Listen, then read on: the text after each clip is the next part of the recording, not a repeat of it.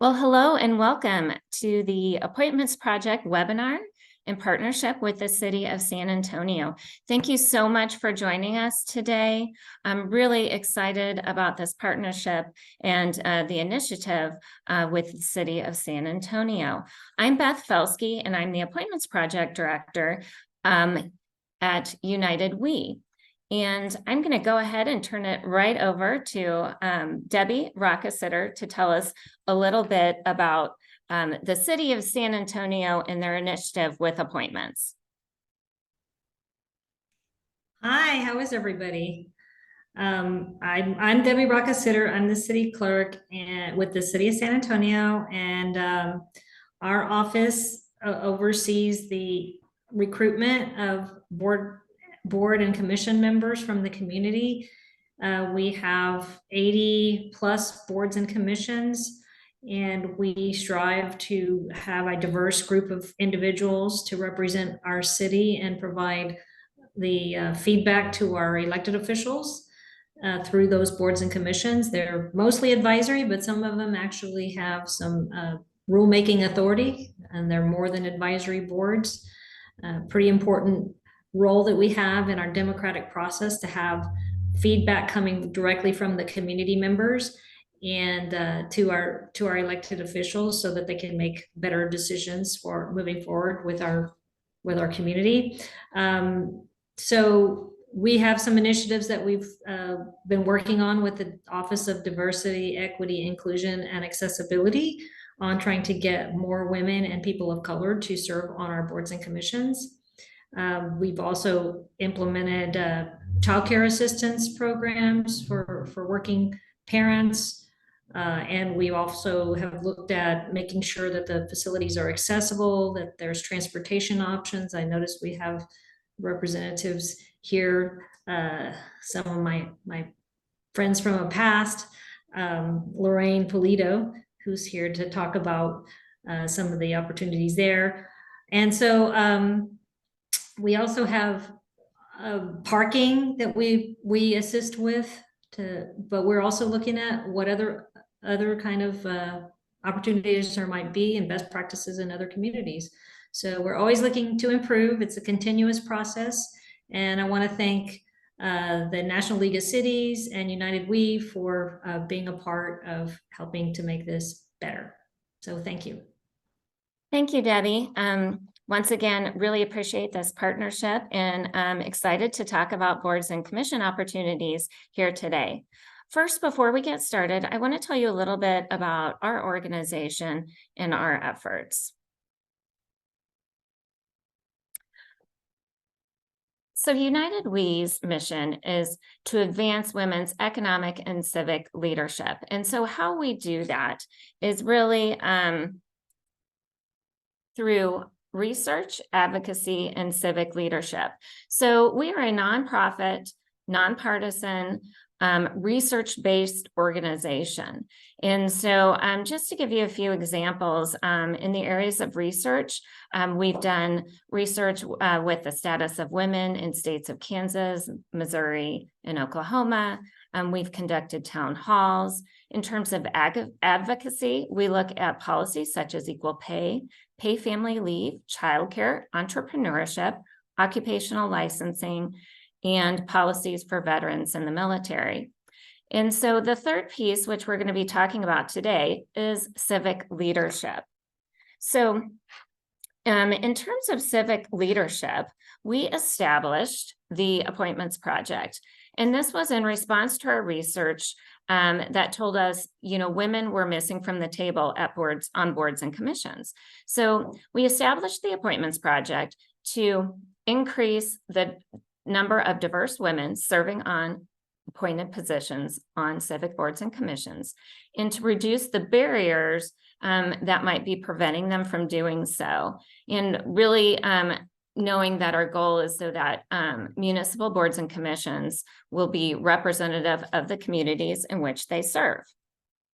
So a little bit of the findings from our research is we knew some women were not serving, and the reasons why ranged from a lack of confidence, maybe not being asked, really not knowing if they had the time to serve. And if they did serve, wanted to make sure that time was used wisely. And really wanted to have a sense of belonging. So when they were serving, wanted to make sure that they were welcomed and appreciated being at the table. And we know that when they do serve, there's positive outcomes, right? So increase in public trust in government, boost in efficiency, really improving, impacting the lives of residents in a community. And women tend to drive innovation for ideas and solutions in a community. So I wanted to talk just briefly too about power boards. This is an area United We and the Appointments Project has really been looking at more recently, but just talking about some of those boards that are have a decision-making authority. And so these are more of your boards such as planning and zoning, making financial allocations, and really have a greater impact on public policy and allocation of resources. So looking at some of these issues like housing prices, segregation, environmental justice, and some of our research has told us in states such as Idaho and Iowa that women are disproportionately serving on boards and commissions in these roles. So, historic preservation, libraries, human services, and those are where women are really serving more on those boards as opposed to planning, zoning, economic development, more of the budget and finance related boards. So just some recent numbers. We know in Missouri, 33.15% of appointees on economic development boards are women, and in Kansas, 38% of appointees in cities across the state on power boards such as these are women. So I just point that out just as an opportunity to encourage more women to serve on these type of boards as well. And we continue to do more research. So San Antonio actually is doing a great job on gender parity and equity, but I wanted to highlight some stats. And we know that there's 74 boards and commission opportunities. You can see here the number of Bye, Tim. Thank you. we have 295 appointees are men and 292 are women. And most Hi, did you need your importantly, pen? there are 101 vacancies Oh, with I 41 think he's gonna be boards leaving pretty that need soon. to be filled. So really Okay. a need and an opportunity. And I we're do going not. to talk a I little do bit not have about it. process here He's today. with CPS. I'm with District 10. So next, I really wanted to I think he hear has, from like, the a lot of women that people. are serving and really He's gonna end up have coming them back tell you again. their story Hi. about serving, and so you can just kind of, get the personal takeaway from these women. So today we have Athalie Malone and Dr. Lorraine Polito. So thank you for joining us here today. I'm going to start. Athalie, I would love for you just to tell us a little bit about yourself and the boards you serve on. Good afternoon, everyone. I am a 40-year transplant to San Antonio, Texas. I finished high school here, left for college, came back, and I started working. Over the years, I have just, sat back and watched certain things in the city as I worked and wondered what could be done. After a while, I started looking into doing working with different community groups, worked with them to make some changes.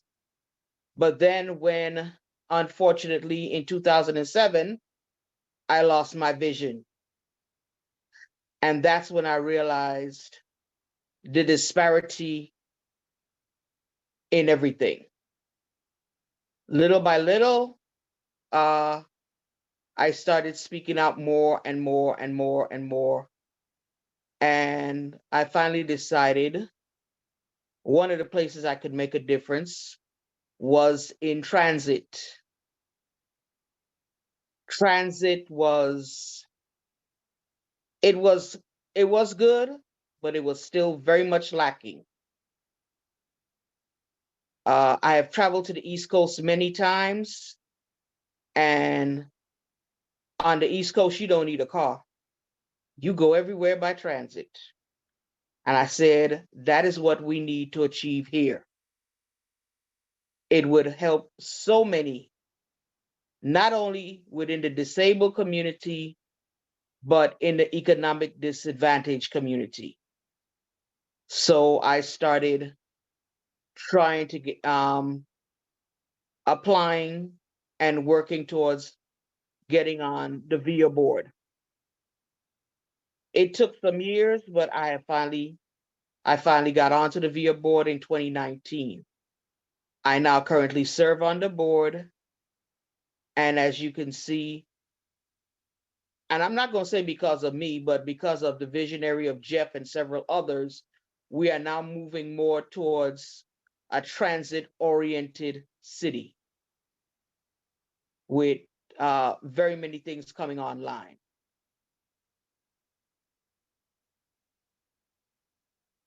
I love that. Thank you. And can you tell us a little bit too about the Disability Access Advisory Committee that you're serving on? Well, I served on that. My time on that was over. But I served on that, and that's basically, we make sure that all disabled have access, not only to buildings, but to other things. I went on when Judy Babbitt was the head. And when Deborah Sharvin came on, we kind of switched up just a little bit, where we made it more of access to everything, to make sure that the housing was accessible. We could have access to jobs and everything else. We are advisory, so we advised. The council every so often gets updates on what we believe they should be working on, what should be looked at, and where certain things are not accessible for us. And little by little, they have also been a great help in making sure that the sidewalks and thoroughfares are more accessible. We now have the audible signals for crossing, and also, the visual and audible, I should say, the visual for the deaf and the audible for the blind. And more are going in each year as the budget is expanded a little more. Fantastic. Thank you. And Dr. Lorraine Polito, can you tell us a little bit about yourself and the Brooks Development Authority? Yes, thank you, Beth, for inviting us to participate. It's quite an honor to participate, especially with Trustee Malone, who happens to be serving on the board for the agency at which I work. So I actually am the communications manager for VIA Metropolitan Transit, where I've been for about 8 years.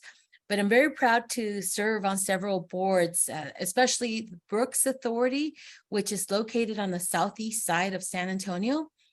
And I've been on the board for about 5 years. I've served as vice chair for about 4 of those years.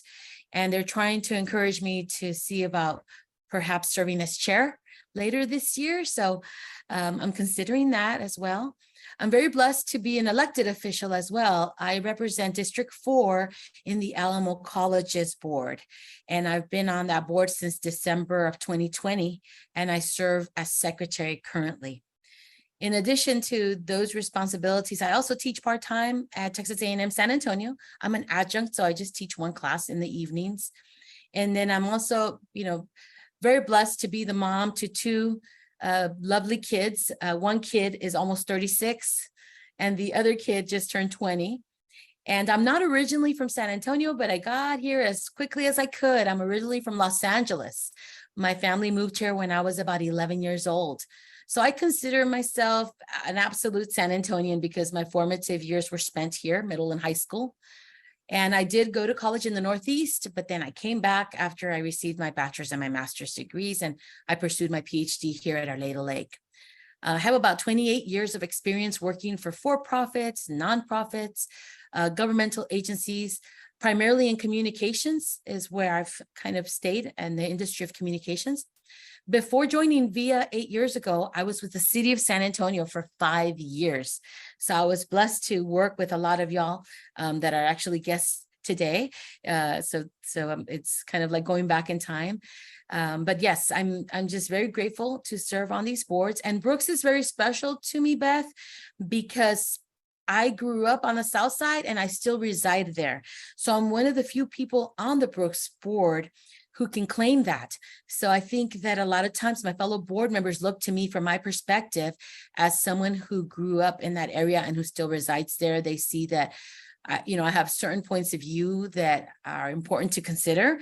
And so I really feel of service to be able to bring that diversity, not just as a female, not just as a Latina, but also as a homegrown, proud Southsider. Same thing with Alamo Colleges. My fellow peers on the Alamo Colleges board, look to me for my background as a college professor, as a college mom, as a teen mom. I grew up as a teen mom. I took a child with me, my daughter with me to college, to an Ivy League. So I like to think that I bring something that I can contribute. And that's what really makes this experience so rewarding, is leaving the meetings feeling that you contributed a little bit, even if it's just a little grain of sand, to helping make our community a much better place, right, for everyone to live. So. Absolutely. Well, thank you for sharing that. And Lorraine, could you tell us a little bit about, what was kind of the tipping point where you're like, I am going to apply, for my first board? What was kind of the trigger point for you? Well, it's funny how, in one of the slides, you highlighted what some of the main reasons are that we ladies don't consider serving on boards, because most of those speaking points that you shared resonated with me. I think they applied to me a long time ago. I would hear of boards. I worked for organizations that had boards, but it wasn't until I was actually approached by someone and asked to consider it that I said, what, me? Like, I didn't feel at the time that I was worthy or that I had anything of significance, but I was quickly convinced, by that person who approached me to become a part of the board. The first board that I joined was the SAC youth group here in San Antonio. And it's for all of San Antonio middle and high school kids that apply, that want to use their artistic talents and grow, and then eventually go to college. So I served on the board of SAC for 3 years, 2 of those as a secretary. So that was my first entree. Now, it wasn't an appointed position by the city of San Antonio City Council, but it was, something that the board, helped select who the board members were. And so that's where I kind of learned about parliamentary procedure, about, being good stewards, of our budget dollars, about policy. So that was my first entree. As far as the Brooks board, I was approached 5 years ago by then Council Member Ray Saldana. And I was extremely honored that he would, think of me, and he encouraged me to serve. He's also the one that encouraged me to run for the Alamo Colleges board. So he encouraged me, as well as then Councilwoman Rebecca Villagran. And then I stayed on the Brooks board because when Dr. Adriana, Garcia Rocha was elected to replace Ray Saldana, whose term expired, she asked me if I would remain. And I said, absolutely. Yeah, I'm privileged and honored to continue to serve. And so that's how that all came about. I really was, asked by someone. I did not take the initiative on my own because I wasn't sure if I would be of service, if I would help make things better. So, yeah. Thank you for sharing. And such a good point for those maybe who are on the call that are already serving, thinking about maybe who else you could ask to serve, to be at the table. Athalie, could you tell us a little bit more? You kind of indicated, when you lost your vision, that was really kind of a tipping point in terms of when you decided to start to serve. Could you kind of elaborate on that a little bit? Uh, I had always, I guess because with my vision working, I knew there was, like I said, disparity, but I was working. I didn't see how I could do the two. I thought of ways that I could maybe help to maybe let them see, well, hey, if you did this or did that, but it was so much time at work. I finally, when I lost my vision and then trying to get around, get back to the institution that was helping me to get back on my feet, and trying to get a job and everything else, which is another disparity that we have, within, and not only San Antonio, but all over, people are very not open to hiring disabled. They find it very hard. Physical, yes, but blind and so forth, no. And most of my problem was transit. So as I went on, I noticed, yes, for us disabled, and yes, for economically disadvantaged, it's hard because they can't get to their jobs. And the more I thought about it, the more I figured, okay, there has to be some way that you can be heard, you can make a difference, to make the point for these two populations within the city of San Antonio. And while serving on DAC, the Disability Access, Deborah Chauvin brought it to my attention that there is a board for VIA that is appointed by the city. And I went and I started to apply. And like I said, it took a number of years before I came up and I was appointed to that board. I tell people you have to have a passion. You have to have the wherewithal to know what you want and how you can make it better for somebody else behind you. If you do not have that, it's very hard to make a difference. And this is one of the reasons why I wanted to make sure this is what I wanted to do before I even stepped into it. And when I did, this is what it was all about. Little by little, you work at it, you talk to other people to make sure, hey, yes, this is what I want to do. Can you look at this? Can you work with me to help me get on this? And that's what you got to do. And at the same time, once you're on the board, you have to also work within that board to make sure that the changes that need to be made are made. Thank you so much. And what an important perspective, to have at the table. And just a great story of perseverance. So appreciate you sharing that. Can you tell us, and you kind of indicated a couple things just early on in the conversation, but maybe, some things that you're most proud of that on the boards that you've served, you've been able to accomplish or maybe push forward? I wouldn't say it was just me pushing forward. A lot of it is, and I have to give it to the board that I'm on. It was something that we worked towards. It was like, I don't want to say we were reading each other's minds, but we were of the same mind. Transit is what we need. we need the money for transit. We've got to look to this to get this done. How can we make it better for our clients? We also look to the subcommittees that's within the board. They bring us ideas and we look at the ideas. One of the major things that is now that's on board and being pushed out is an app that we have called NaviLens. NaviLens was created for the blind. What it is an app that you have on your phone. It's a GPS app, but it's geared toward the transit system. And it can tell you where the nearest bus stop is, the bus stop that you need to get to catch the bus that you need. And it gives you the walking directions directly to that stop.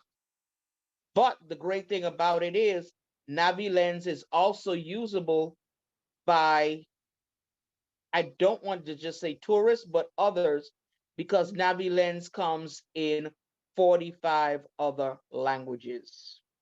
Oh, wow.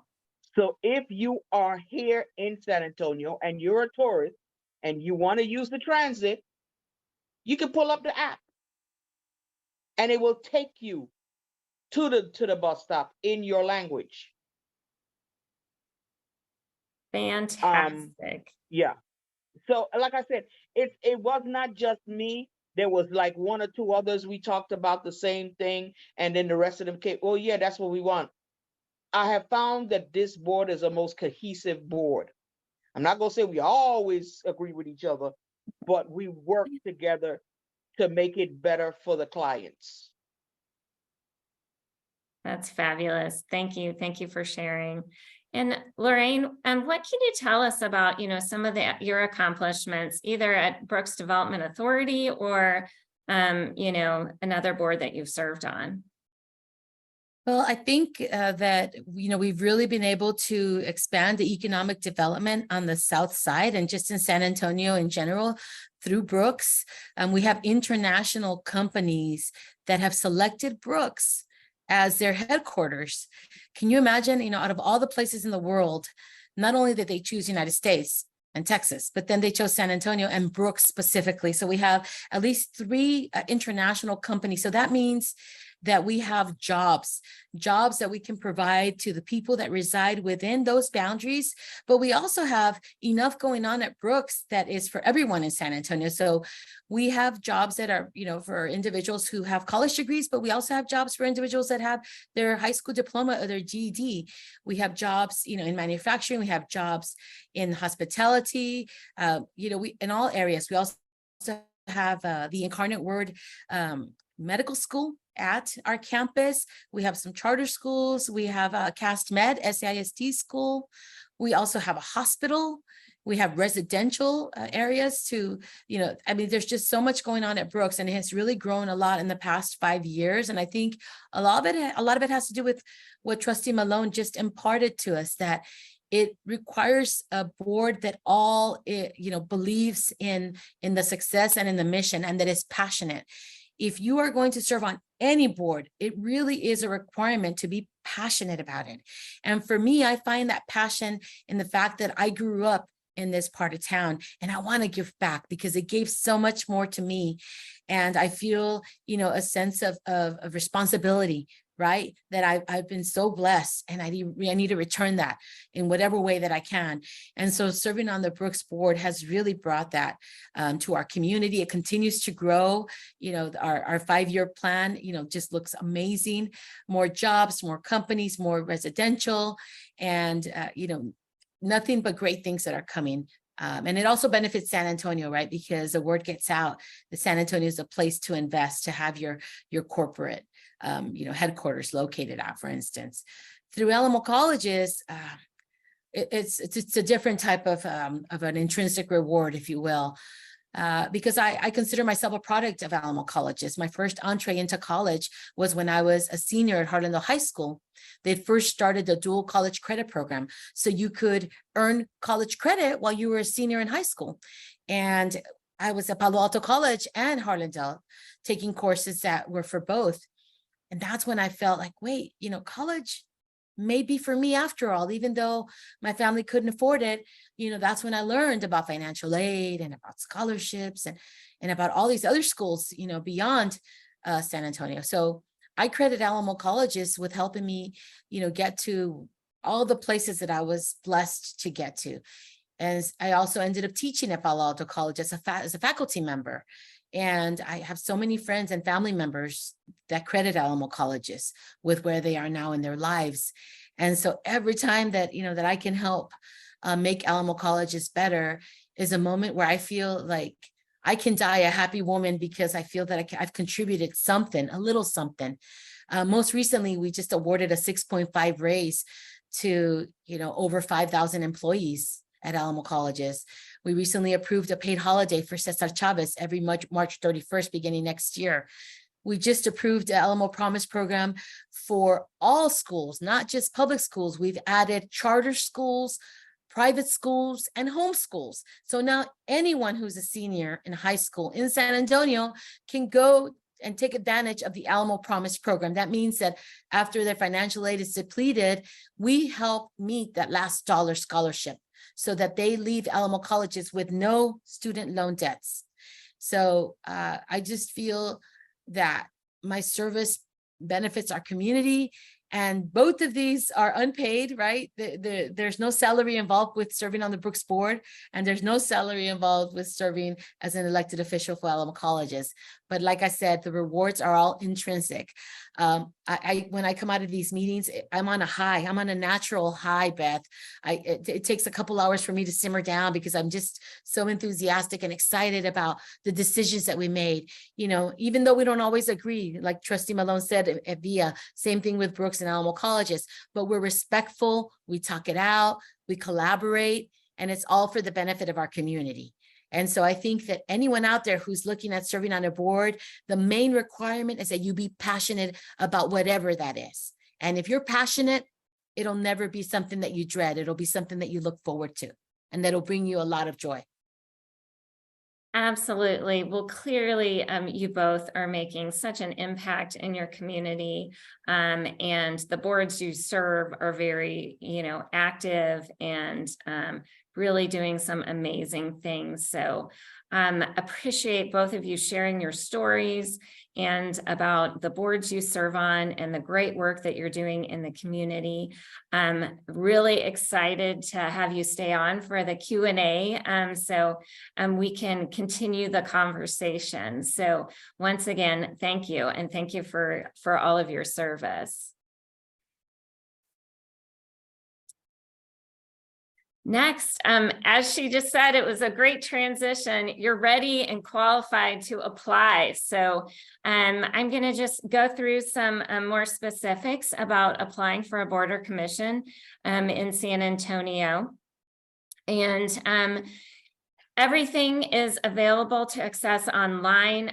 Great website. So kudos to the city here, very user friendly. So, when you go to apply, you can see a listing of all the boards. You can see, the application there. You can learn more information about the boards. Really, creating the account and logging in. So it's a very user-friendly process and very easy to access. And I know Jamie's on the call and can also answer additional questions during the Q&A as well. Also, United We provides resources. So if you join our network, you'll receive a toolkit that just has some additional tips and ideas and suggestions when you are applying for a board, including how to advocate for yourself. And so our work at United We is to connect, convene, and celebrate. And so we hope you consider joining our network, where you can also learn about future programming such as this.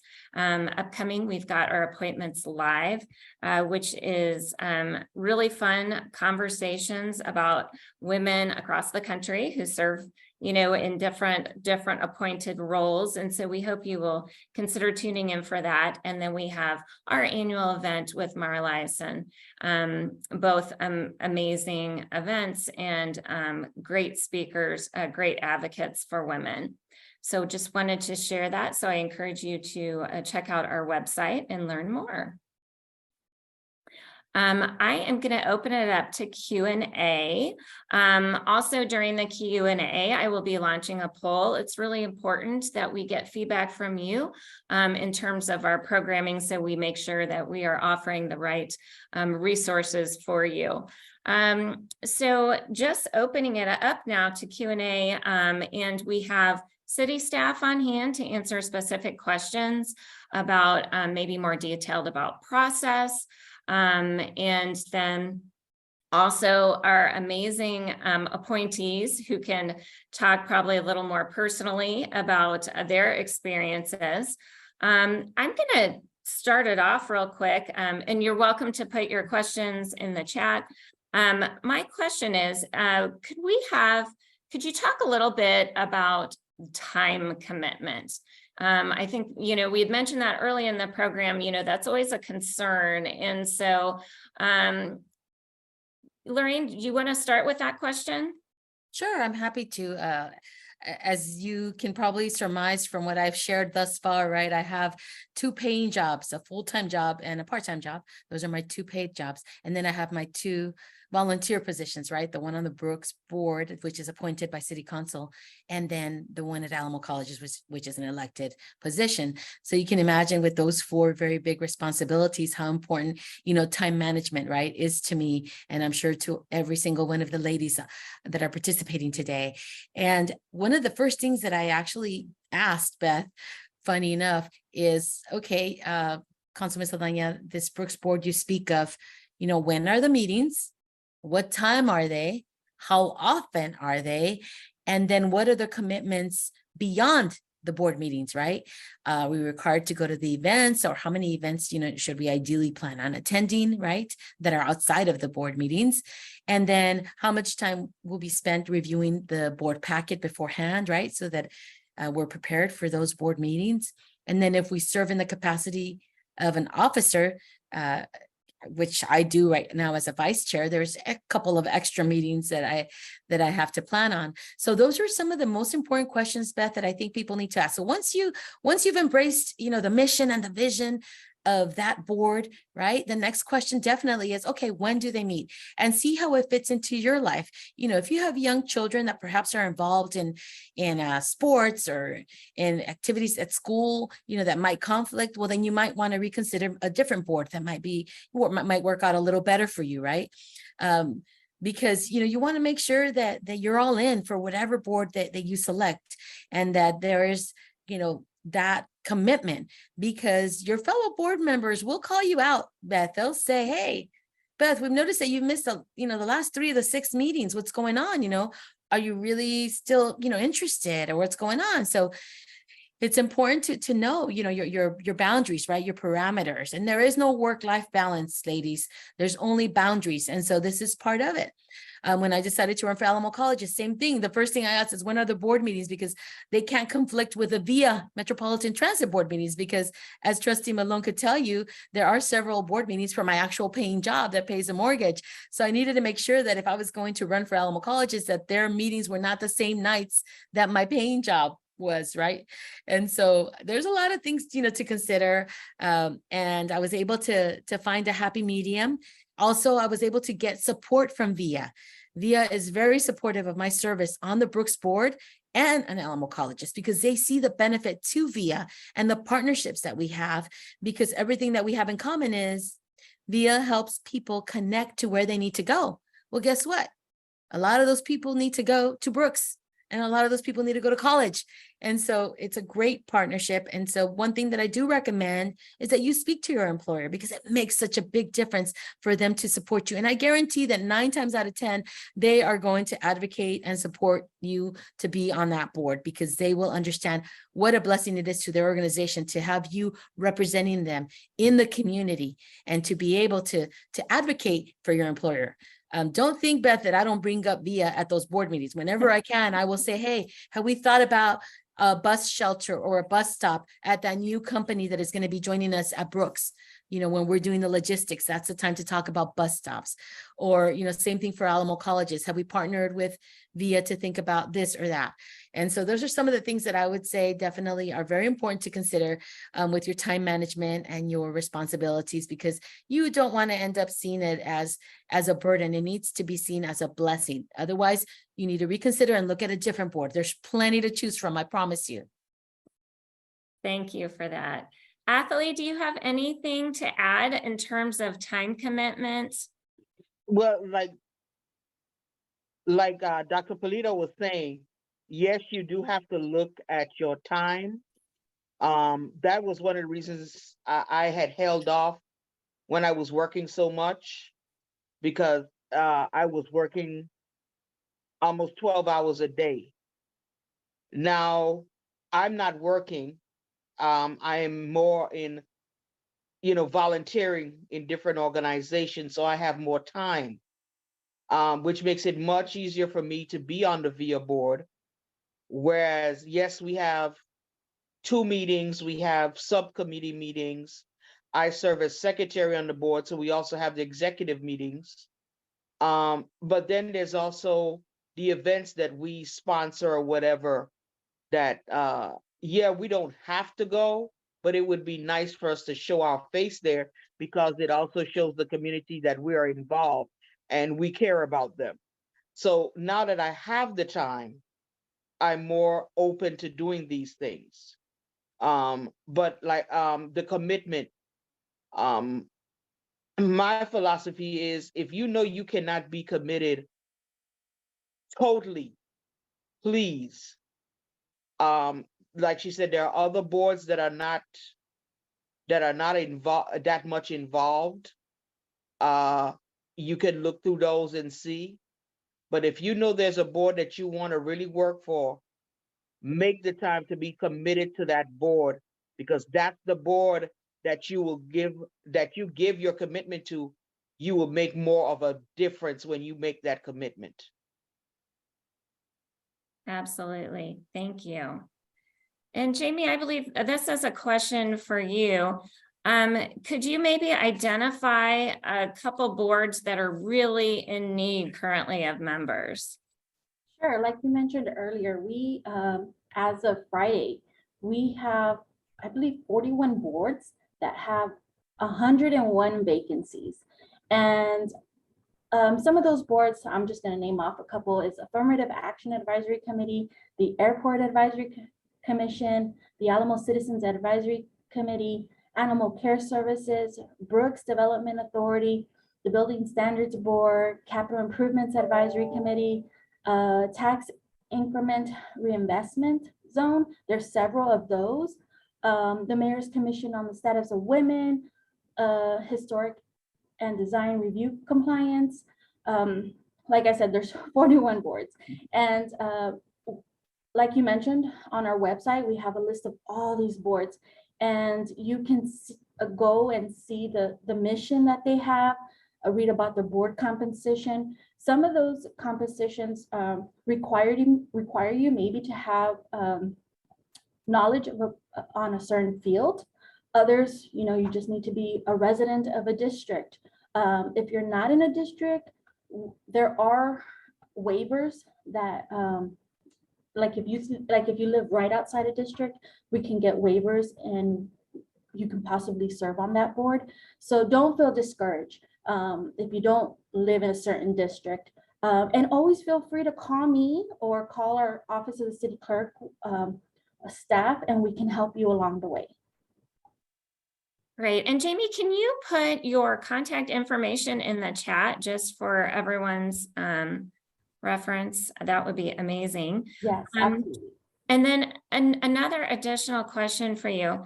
How long does it take, from the time one might apply for a board position to where they're actually serving on the board, and knowing, that this probably varies, but if you could kind of comment a little bit on the process. Sure. I don't really have an exact time frame, but I will walk you through what the process is.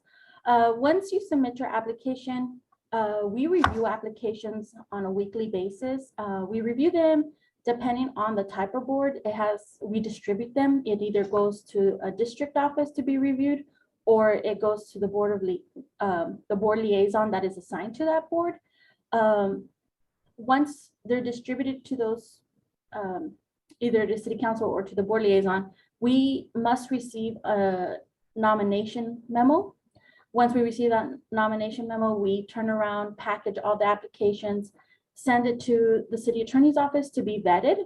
Once the city attorney's office vets it and clears that individual, we will place the item on the next city council agenda. And once that council agenda comes up for that council, the full city council needs to approve it. And we will automatically notify the individual when if they've been approved, and we'll assign them to that board on our website. And we're always working with the board liaison, letting them know, hey, you're going to get a new member. And so they're aware of that. And then we'll send them their package for their office, their oath and statement to be notarized, and then they'll start attending meetings right away. Great, thank you. So it looks like there's some activity in the chat and some questions being answered there as well. Now, So Beth, I just want to hop in real quick. Yes, please do. so I went ahead and dropped into the chat. There's 2 links and a packet. So the first link is just going to be for the homepage for SA Speak Up. That's if you were at the event last week, that's got all the different events and things that have happened throughout the city, task forces, all sorts of stuff.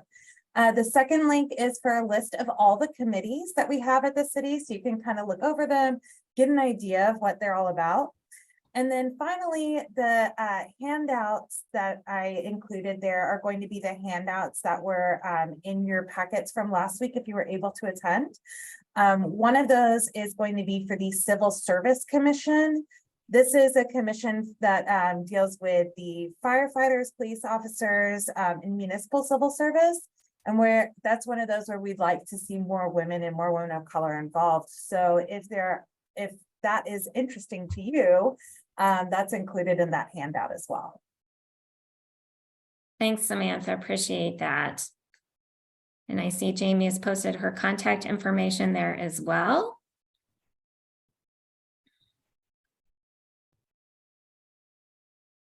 All right. So I just wanted to thank everybody again, especially the city of San Antonio for making this a priority. United We really enjoys working on this initiative with you. Super special thanks to our panelists today, Dr. Polito, as well as Ms. Malone. Really appreciate you sharing your experience. And as we close, I would just love for you both, to share your advice for the women on this call today in terms of getting engaged in a civic leadership position. Trustee Malone, would you like to go first? All I can say is, like I said before, if you have a passion for it, please, most definitely, please look at your time, know that you have to have a time commitment, know this is what you want to do, and basically just go for it. And don't be disparaged. Like I said, it took me, I think, about almost 4 years before I got called up for VIA. But as long as you have that passion, you can do it. I have one quick question. I don't know if it's Jamie or the other lady that was speaking. I know that the website is now accessible to everyone, even with JAWS and Magic. My question is this, and I don't know, and this serves into what we're looking at. Has there been more of a push from the disabled community to serve on the boards. Jamie, do you have any information on that? I don't specifically have information on that, but I know that we are always pushing for our vacancies to be filled. And again, any board that has vacancies can always reach out to us and ask us to do a press release. And we work with our communication and engagement division with that press release, and we are always advertising for those boards to be filled. Only reason why I ask that is because there are so many of these boards that I have heard, and I'll call you later and show you where the disabled are being, I think in a way they're being left out, and they really need to make a voice within the city of San Antonio, because it will make it so much easier for them to do what they have to do for jobs and to really work within the city. Okay, great. I look forward to your phone call. Thank you. And I know, you know, the Office of Diversity, Equity, and Inclusion also has made this a priority and part of their initiatives as well. Samantha, did you have anything to add? Or I know Jennifer's on the call as well. Yeah, I mean, I just want to say, Athlete, this is Samantha Smith from the Civil Rights Office over in DEIA. Thank you so much for that point, because it is very true. It's not just, you know, women, it's not just people of color, it's people of all abilities, that we really need to make sure our voices are being heard on these boards and commissions. So that way, whenever we're making decisions as a city, we're receiving input from the whole community. And so we really appreciate your voice. And I know we work closely with Debbie, Sharvin, and everything with Dax. So any ideas that you have, we'd be happy to discuss with that. Thank you. Thank you. Appreciate that.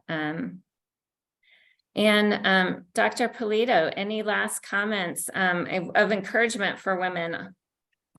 Yes, representation matters, ladies, right? Think about the legacies, right, that the ladies before us, you know, left behind, the struggles that they went through, right? Starting with the right to vote. I think it's our responsibility to definitely serve, to give back, and to represent, because there are so many boards out there that do not have good representation by women. So I think that the perspective that we bring is really important, and we can't be left out. And, you know, more than just leaning in, we just need to jump in, because otherwise there's all these decisions being made without the female perspective, or the mother perspective, or the grandmother perspective, or, you know, whatever it may be, right? It's really important that we represent and that we be advocates, especially for each other. How can we, you know, complain about things if we don't participate to make them better? So please, please know that you can make such a big difference, even just serving on one board, and know that everyone's watching. So you could be inspiring and motivating others, including your very own children. I know that I've been taking my children to meetings, you know, forever. Even when I worked at, you know, at the city of San Antonio in the communications office, I would take my son with me to the budget meetings. And so, you know, he has a recollection of, you know, always being of service, always doing something to give back. And so, ladies, you know, we got to get it together, find a way to serve, find a board that you love, that you're passionate about. And as Nike says, Beth, just do it. Absolutely. Absolutely. Well, thank you so much. If you have additional questions, please feel free to reach out to the City of San Antonio or myself. Happy to help in any way. I will be putting our website again in the chat for you. And I hope that everyone has a fantastic week. Thanks a bunch.